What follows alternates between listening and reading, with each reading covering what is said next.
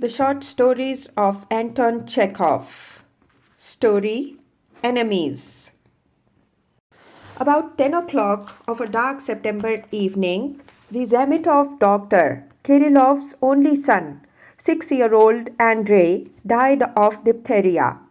As the doctor's wife dropped onto her knees before the dead child's cot, and the first paroxysm of despair took hold of her, the bell rang sharply in the hall. When the diphtheria came, all the servants were sent away from the house. That very morning, Kirilov himself went to the door, just as he was, in his shirt sleeves with his waistcoat unbuttoned, without wiping his wet face or hands, which had been burnt with carbolic acid. It was dark in the hall, and of the person who entered could be distinguished only his middle height, a white scarf, and a big, extraordinarily pale face, so pale that it seemed as though its appearance made the hall brighter. "Is the doctor in?" the visitor asked abruptly. "I'm at home," answered Kirilov. "What do you want?" "Oh, you're the doctor. I'm so glad." The visitor was overjoyed and began to seek for the doctor's hand in the darkness. He found it and squeezed it hard in his own. "I'm very, very glad. We were introduced. I'm Abogin. Had the pleasure of meeting you this summer at Mr. Norchev's. I'm very glad to have found you at home. For God's sake, don't say you won't come with me immediately. My wife has been taken dangerously ill. I have the carriage with me." From the visitor's voice and movements, it was evident that he had been in a state of violent agitation, exactly as though he had been frightened by a fire or a mad dog. He could hardly restrain his hurried breathing, and he spoke quickly in a trembling voice. In his speech there sounded a note of real sincerity, of childish fright. Like all men who are frightened and dazed, he spoke in short, abrupt phrases and uttered many superfluous, quite unnecessary words. "I was afraid I shouldn't find you at home," he continued. "While I was coming to you, I suffered terribly. Dress yourself and let's go, for God's sake. It happened like this. Papchinsky came to me. Alexander Semyonovich, you know him. We were chatting. Then we sat down to tea. Suddenly my wife cries out, presses her hands to her heart and falls back in her chair. We carried her off to her bed, and I rubbed her forehead with sal volatile and splashed her with water. She lies like a corpse. I'm afraid that her heart's failed. Let us go. Her father too died of heart failure." Kirilov listened in silence as though he did not understand the Russian language. When Abogin once more mentioned Papchinsky and his wife's father, and once more began to seek for the doctor's hand in the darkness, the doctor shook his head and said, drawling each word listlessly, "Excuse me, but I can't go. 5 minutes ago, my son died."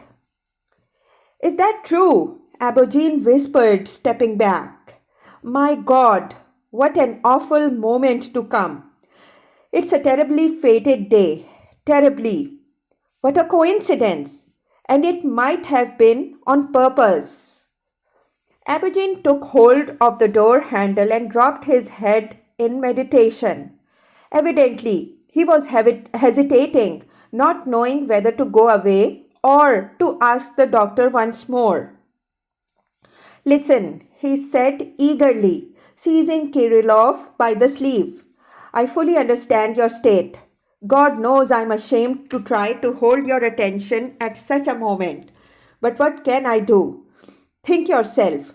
Who can I go to? There isn't another doctor here besides you.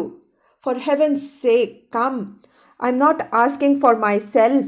It's not I that's ill." Silence began.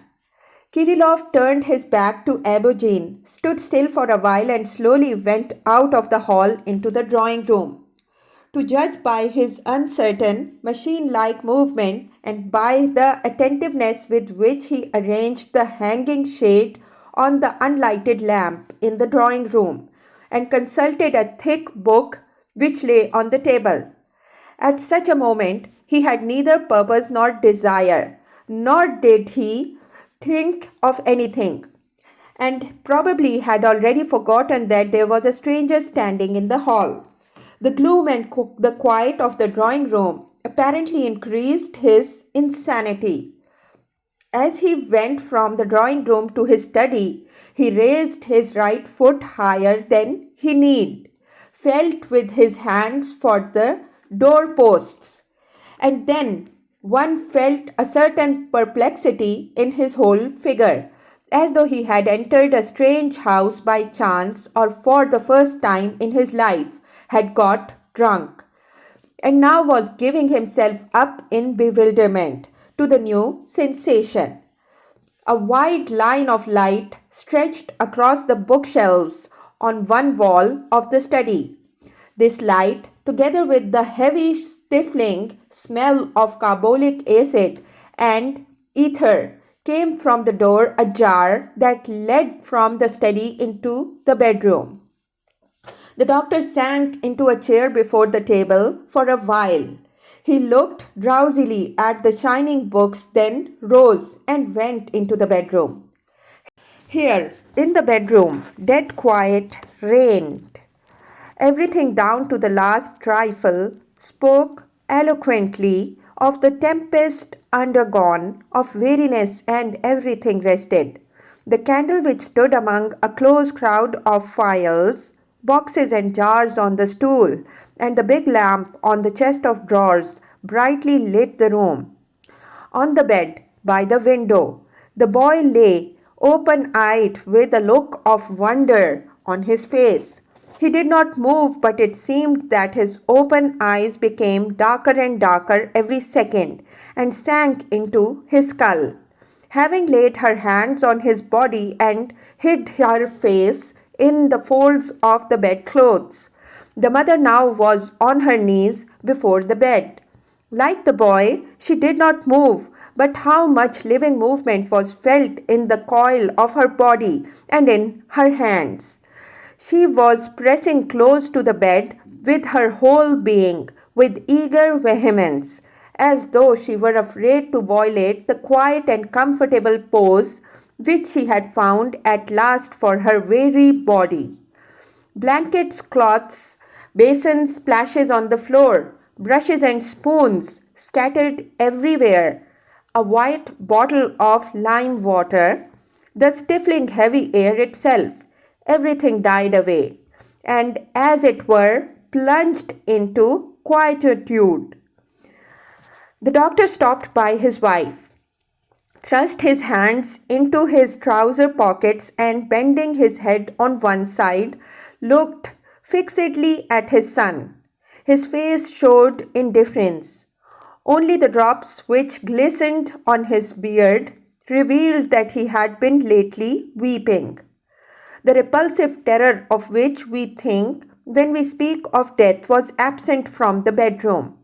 In the pervading dumbness, in the mother's pose, in the indifference of the doctor's face was something attractive that touched the heart, the subtle and elusive beauty of human grief, which it will take men long to understand and describe, and only music, it seems, is able to express. Beauty too was felt in the stern stillness. Kirilov and his wife were silent and did not weep, as though they confessed all the poetry of their condition. As once the season of their youth passed away, so now, in this boy, their right to bear children had passed away, alas, for ever to eternity.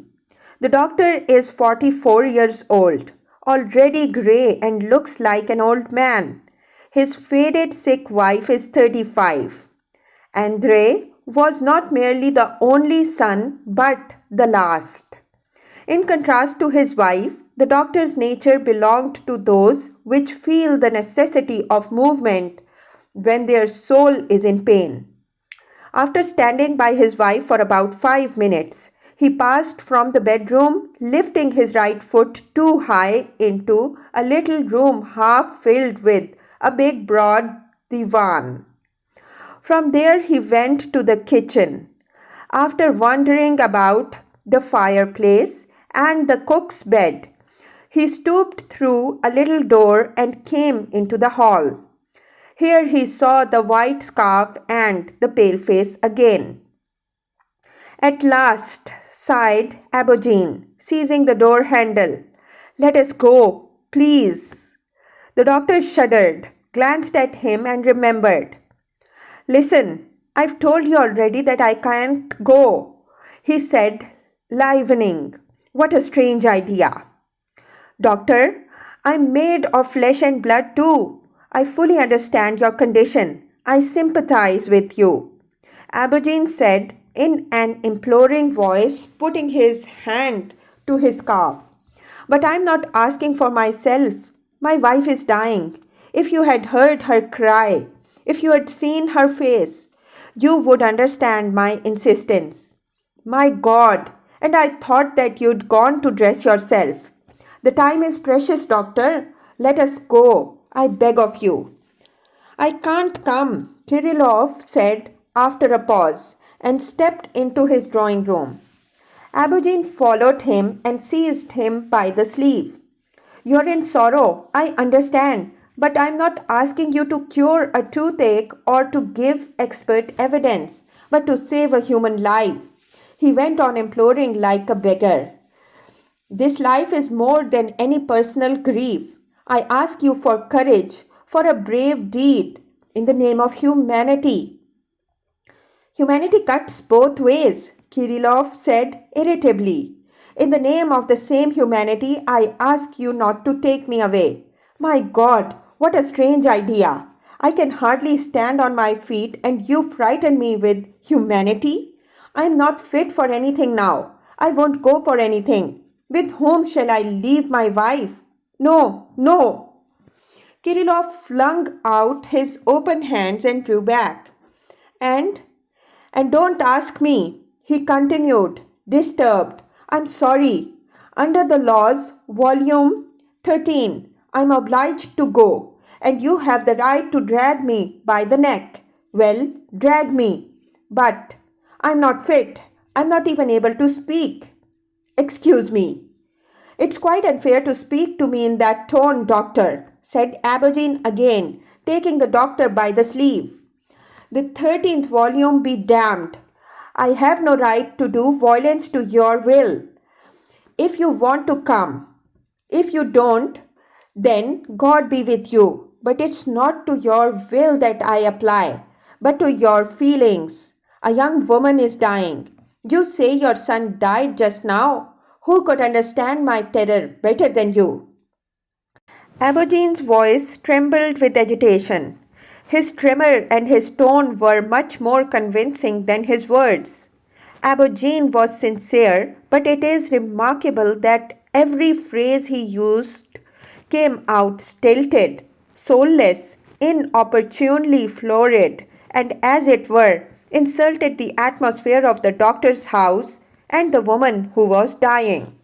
He felt it himself, and in his fear of being misunderstood, he exerted himself to the utmost to make his voice soft and tender, so as to convince by the sincerity of his tone at least, if not by his words. As a rule, however deep and beautiful the words, they affect only the unconcerned. They cannot always satisfy those who are happy or distressed because the highest expression of happiness or distress is most often silence. Lovers understand each other best when they are silent, and a fervent, passionate speech at the graveside affects only outsiders. To the widow and children, it seems cold and trivial. Kirilov stood still and was silent. When Abogin uttered some more words on the higher vocation of a doctor and self-sacrifice, the doctor sternly asked, "Is it far? 13 or 14 versts. I've got good horses, doctor. I give you my word of honor that I'll take you there and back in an hour. Only an hour." The last words impressed the doctor more strongly than the references to humanity or the doctor's vocation. He thought for a while and said with a sigh, "Well, let us go." He went off quickly with a step that was not sure to his study and soon after returned with a long coat. Abogin, delighted, danced impatiently round him, helped him on with his overcoat and accompanied him out of the house. Outside, it was dark but brighter than in the hall. Now in the darkness, the tall, stooping figure of the doctor was clearly visible with the long, narrow beard and the aquiline nose. Besides his pale face, Abogin's big face could now be seen with a little student cap, which hardly covered the crown of his head. The scarf showed white only in the front, but behind it was hid under his long hair. "Believe me, I'm able to appreciate your magnanimity," murmured Abogin, as he helped the doctor to a seat in the carriage. "We'll whirl away. Luke, dear man, drive as fast as you can do." The coachman drove quickly. First appeared a row of bare buildings which stood along the hospital yard. It was dark everywhere, save that at the end of the yard a bright light from someone's window broke through the garden fence, and 3 windows in the upper story of the separate house seemed to be paler than the air. Then the carriage drove into dense obscurity, where you could smell mushroom damp and hear the whisper of the trees. The noise of the wheels awoke the rooks, who began to stir in the leaves and raised a doleful, bewildered cry as if they knew that doctor's son was dead and Abogin's wife ill. Then began to appear separate trees, shrubs. Sternly gleamed the pond where big black shadows slept. The carriage rolled along over an even plain. Now the cry of the rooks was but faintly heard far away behind. Soon it became completely still. Almost all the way, Kirilov and Abogin were silent, save that once Abogin sighed profoundly and murmured, "It's terrible pain. One never loves his nearest so much as when there is the risk of losing them." And when the carriage was quietly passing through the river, Kirilov gave a sudden start as though the dashing of the water frightened him, and he began to move impatiently. "Let me go," he said in anguish. "I'll come to you later. I only want to send the attendant to my wife. She is all alone." Abogin was silent. The carriage, swaying and rattling against the stones, drove over the sandy bank and went on. Kirilov began to toss about in anguish and glanced around. Behind the road was visible in the scant light of the stars and the willows that frightened the bank disappearing into the darkness. To the right, the plain stretched smooth and boundless as heaven. On it, in the distance, here and there, dim lights were burning, probably on the turf pits. To the left, parallel with the road, stretched a little hill, tufted with tiny shrubs, and on the hill a big half-moon stood, motionless, red, slightly veiled with a mist and surrounded with fine clouds, which seemed to be gazing upon it from every side and guarding it, lest it should disappear. In all nature, one felt something hopeless and sick, like a fallen woman who sits alone in the dark room, trying not to think of her past.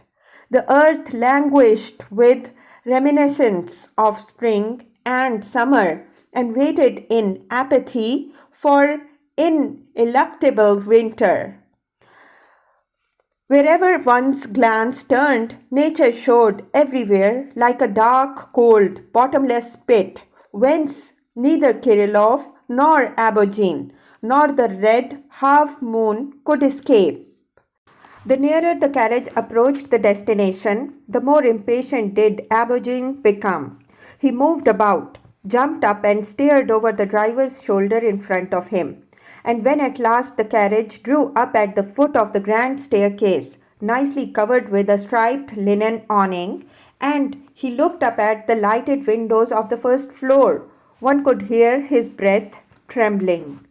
"If anything happens, I shan't survive it," he said, entering the hall with the doctor and slowly rubbing his hands in his agitation. "But I can't hear any noise. That means it's all right so far," he added, listening to the stillness. No voices or steps were heard in the hall. For all the bright illumination, the whole house seemed asleep. Now the doctor and Abogin, who had been in darkness up till now, could examine each other. The doctor was tall, with a stoop, slovenly dressed, and his face was plain.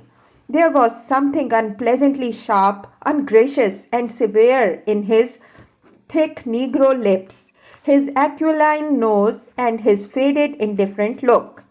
His tangled hair, his sunken temples, the early grey in his long thin beard that showed his shining chin, his pale grey complexion, and the slipshod awkwardness of his manners. The hardness of it all suggested to the mind bad times undergone, an unjust lot, and weariness of life and men. To look at the hard figure of the man, you could not believe that he had a wife and could weep over his child. Abogin revealed something different. He was robust, solid, and fair-haired, with a big head and large yet soft features, exquisitely dressed in the latest fashion. In his carriage, his tight-buttoned coat, and his mane of hair, you felt something noble and leonine. He walked with his head straight and his chest prominent. He spoke in a pleasant baritone, and in his manner of removing his scarf or arranging his hair, there appeared a subtle, almost feminine elegance. Even his pallor and childish fear as he glanced upwards to the staircase, while taking off his coat, did not disturb his carriage or take from the satisfaction, the health and aplomb which his figure breathed. "There's no one about, nothing I can hear," he said, walking upstairs. "No commotion. May God be good." He accompanied the doctor through the hall to the large salon, where a big piano showed dark and a lustre hung in a white cover. Thence they both passed into a small and beautiful drawing room, very cozy, filled with a pleasant rosy half-darkness. "Please sit here a moment, doctor," said Abogin. I won't be a second. I'll just have a look and tell them." Kirilov was left alone. The luxury of the drawing room, the pleasant half-darkness, even his presence in a stranger's unfamiliar house evidently did not move him. He sat in a chair looking at his hands burnt with carbolic acid. He had no more than a glimpse of the bright red lampshade, the cello case, and when he looked sideways across the room to where the clock was ticking, he noticed a stuffed wolf, as solid and satisfied as Abogin himself. It was still. Somewhere far away in the other rooms, someone uttered a loud "ah." The glass door, probably a cupboard door, rang, and again everything was still. After 5 minutes had passed, Kirilov did not look at his hands any more. He raised his eyes to the door through which Abogin had disappeared. Abogin was standing on the threshold, but not the same man as went out. The expression of satisfaction and subtle elegance had disappeared from him. His face and hands, the attitude of his body, were distorted with a disgusting expression either of horror or of tormenting physical pain. His nose, lips, mustache, all his features were moving, and as it were trying to tear themselves away from his face, but the eyes were as though laughing from pain. Abogin took a long, heavy step into the middle of the room, stooped, moaned, and shook his fists. Deceived, he cried, emphasizing the syllable "see." She deceived me. She's gone. She fell ill and sent me for the doctor only to run away with this fool, Papchinsky. My God. Abogin stepped heavily towards the doctor, thrust his white soft fists before his face, and went on wailing, shaking his fists the while. She's gone off. She's deceived me. But why this lie? My God! My God! Why this dirty, foul trick? This devilish serpent's game? What have I done to her? She's gone off. Tears gushed from his eyes. He turned on his heel and began to pace the drawing room. Now, in his short jacket and his fashionable narrow trousers, in which his legs seemed too thin for his body, he was extraordinarily like a lion. Curiosity kindled in the doctor's impassive face. He rose and eyed Abogin. Well, where's the patient? The patient? The patient! Cried Abogin, laughing, weeping, and still shaking his fists. She's not ill, but accursed, vile, dastardly. The devil himself couldn't have planned a fouler trick.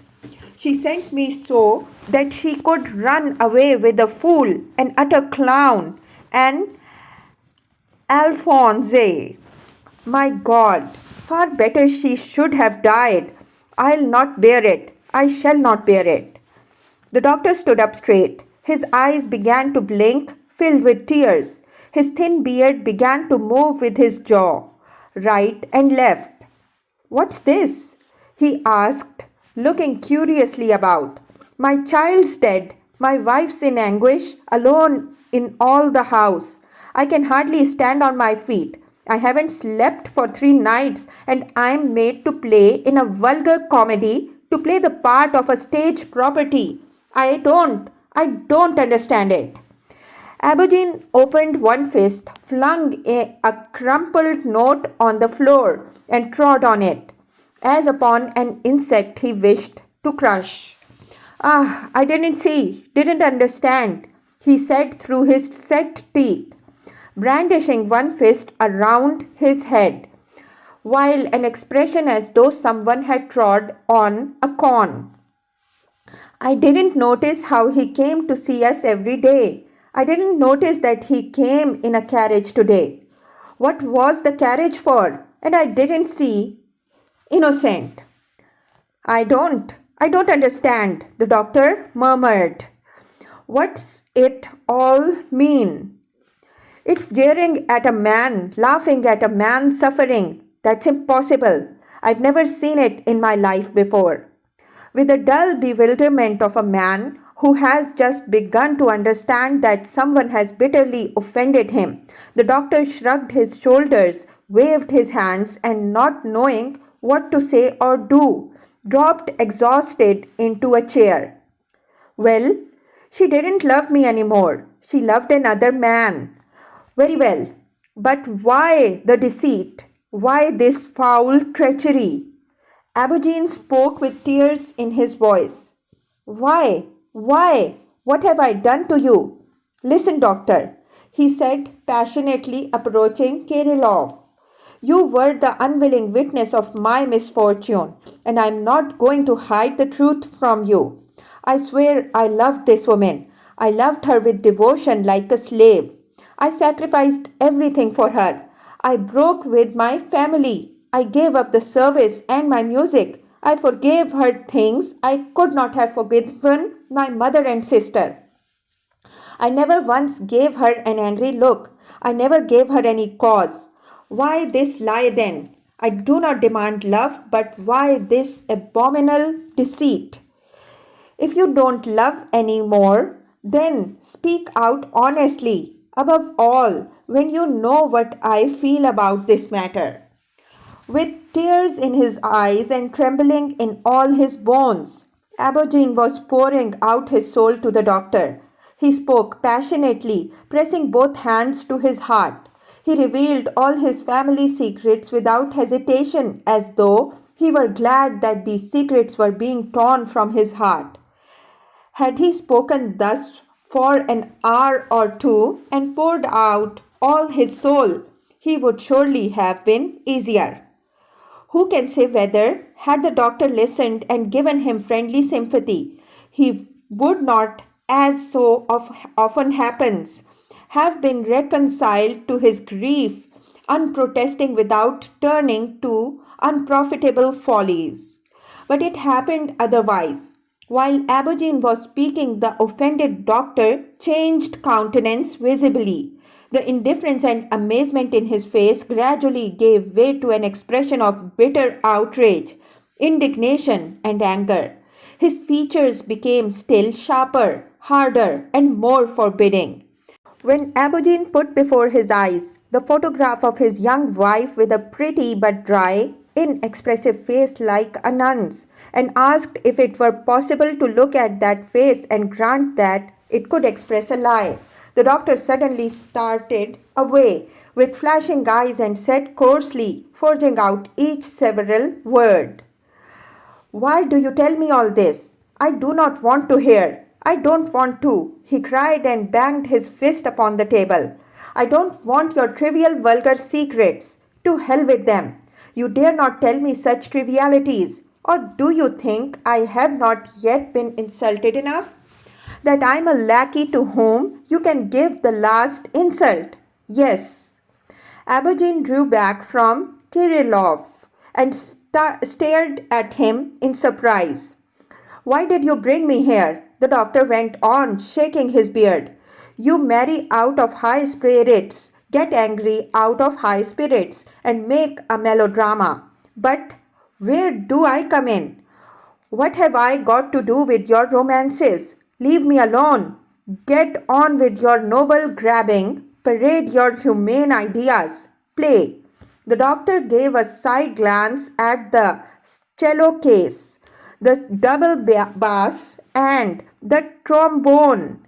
Stuff yourselves like capons, but don't dare to jeer at a real man. If you can't respect him, then you can at least spare him your attentions.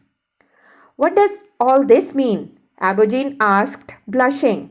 It means that it's vile and foul to play with a man. I'm a doctor. You consider doctors and all men who work and don't reek of scent and harlotry. Your footmen, your mauvetons. Very well, but no one gave you the right to turn a man who suffers into a property. How dare you say that? Abogin asked him quietly. Again his face began to twist about, this time in visible anger. How dare you bring me here to listen to trivial rubbish when you know that I'm in sorrow? The doctor cried and banged his fists on the table once more. Who gave you the right to jeer at another's grief? You're mad, cried Abogin. You're ungenerous. I too am deeply unhappy and unhappy. The doctor gave a sneering laugh. Don't touch the word. It's got nothing to do with you. Wasters who can't get money on a bill call themselves unhappy too. A capon's unhappy, oppressed with all its superfluous fat. You worthless lot. Sir, you're forgetting yourself. Abogin gave a piercing scream. For words like those, people are beaten. Do you understand? Abogin thrust his hand into his side pocket, took out a pocket book, found 2 notes and flung them on the table. There's your fee, he said, and his nostrils trembled. You're paid. "You dare not offer me money," said the doctor, and brushed the notes from the table to the floor. "You don't settle an insult with money." Abogin and the doctor stood face to face, heaping each other with undeserved insults. Never in their lives, even in a frenzy, had they said so much that was unjust and cruel and absurd. In both, the selfishness of the unhappy is violently manifest. Unhappy men are selfish, wicked, unjust, and less able to understand each other than fools. Unhappiness does not unite people but separates them. And just where one would imagine that people should be united by the community of grief, there is more injustice and cruelty done than among the comparatively contented.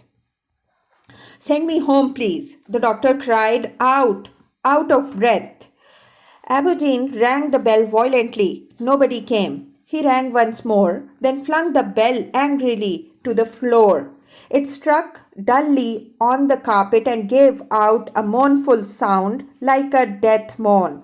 The footman appeared. "Where have you been hiding, damn you?" The master sprang upon him with clenched fists. "Where have you been just now? Go away and tell them to send the carriage round for this gentleman, and get the brougham ready for me. Wait," he called out as the footman turned to go. "Not a single traitor remains tomorrow. Pack off, all of you. I will engage new ones." While they waited, Abogin and the doctor were silent. Already the expression of satisfaction and the subtle elegance had returned to the former. He paced the drawing room, shook his head elegantly, and evidently was planning something. His anger was not yet cool, but he tried to make as if he did not notice his enemy. The doctor stood with one hand on the edge of the table, looking at Abogin with that deep, rather cynical, ugly contempt with which only grief and an unjust lot can look when they see satiety and elegance before them. A little later, when the doctor took his seat in the carriage and drove away, his eyes still glanced contemptuously. It was dark, much darker than an hour ago. The red half moon had now disappeared behind the little hill, and the clouds which watched it lay in dark spots round the stars. The brougham with the red lamps began to rattle on the road and passed the doctor. It was Abogin on his way to protest, to commit all manner of folly. All the way, the doctor thought not of his wife or Andrei, but only of Abogin and those who lived in the house he just left. His thoughts were unjust, inhuman, and cruel. He passed sentence on Abogin, his wife, Papchinsky, and all those who live in rosy semi-darkness and smell of scent. All the way he hated them, and his heart ached with his contempt for them. The conviction he formed about them would last his life long. Time will pass and Kirilov's sorrow, but this conviction, unjust and unworthy of the human heart, will not pass, but remain in the doctor's mind until the grave.